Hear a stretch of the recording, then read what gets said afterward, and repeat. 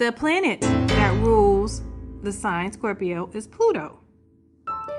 Kind of like Mercury, Pluto is considered a small planet. Actually, in later years, they have reduced Pluto down to, I read that they reduced it to it's not considered a planet anymore. But for argument's sake, I still call it a planet, and especially as it refers to the sign Scorpio. So what does Pluto mean? What is Pluto all about? Same thing, if you know Scorpio, and you know, of course, if you listen to the Water Houses episode, then you understand about the 8th house. Then you probably, more than likely, you'll have a pretty good understanding of what Pluto is about. Pluto rules deep change. And it's funny because the moon also represents change.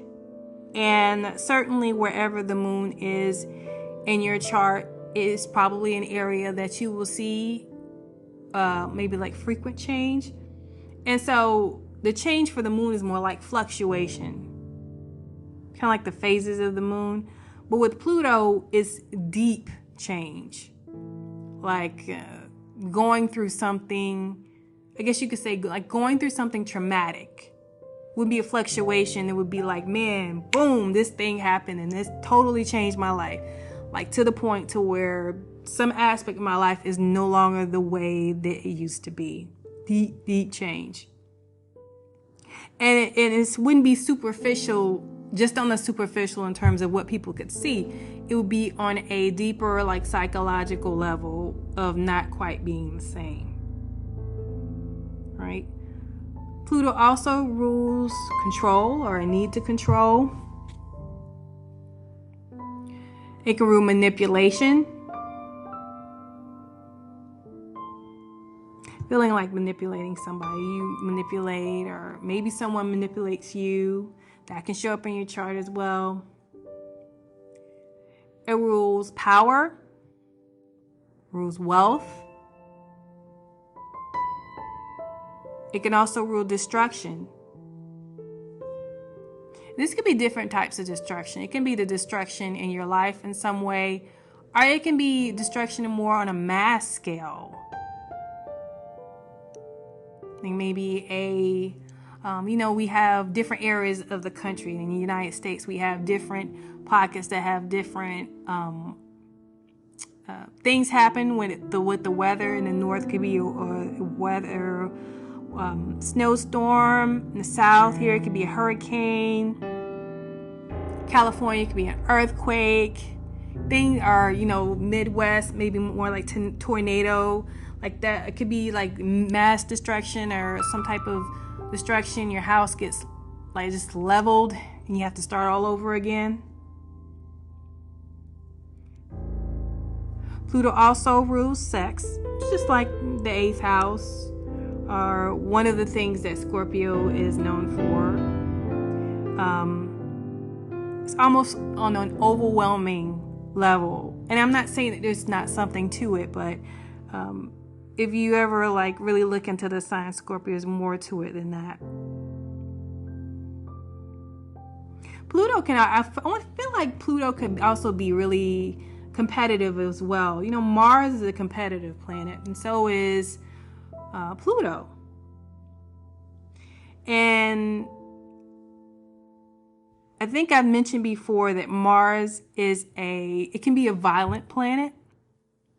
Pluto can also be a violent planet. So when these two get together and tangle, whether it's in a birth chart or there's a progressed aspect there, progressed relationship between two planets, or when you're considering the compatibility between two people. One person's Mars, another person's Pluto. Talk about off the chain. So there's a lot that could be said there. So basically, Pluto is deep change, destruction. It could be destruction that's created or overcoming destruction. But Pluto is not a planet of compromise. There is no compromise there. And while Mars can have Mars can show like, I want to say like overt aggression. Pluto has aggression as well, but it's more unconscious aggression. Kind of like almost subliminal or underhanded type of aggression. Sometimes you can see that. Like something's working behind the scenes. You sense that something's not right. Or sense that somebody's up to something, and they are. That's how Pluto kind of works. It's not going to come out and say, hey, I'm setting you up. It's going to set you up and laugh and take great pleasure in you and your life falling apart, basically. Pluto also represents intense experiences. The ones that can be good as well as the ones that can be bad. So I think you get an overall gist. And like I said, if you know anything about the sign Scorpio, or if you have listened to the segment I did on the 8th house, then you definitely get a pretty good idea, even if not a total idea, because the 8th house is like the 12th house. And to me, Pluto can be like Neptune in a way. They're both considered kind of like heavy planets. There can be so much to them that can be said. And I feel like you have to look at them in context, meaning you have to look at them in relation to what house they're in and the aspects made to them to really understand what they're trying to say. But overall, those are the overall themes for Pluto.